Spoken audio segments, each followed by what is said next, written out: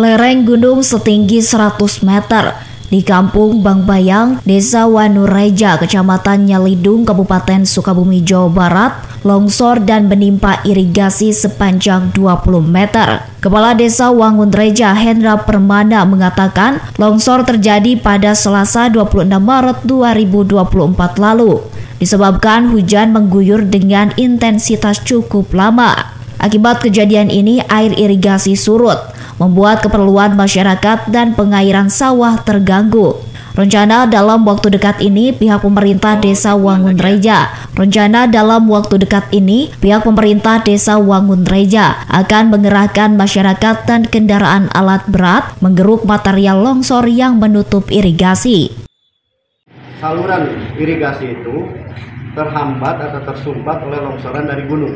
Ya, curah hujan yang tinggi sehingga penahan air dari gunung tidak kuat hingga tumpah kepada irigasi. Untuk antisipasi kelabilan kontur tanah lereng yang longsor, pihak pemerintah desa menghimbau kepada masyarakat sekitar agar waspada.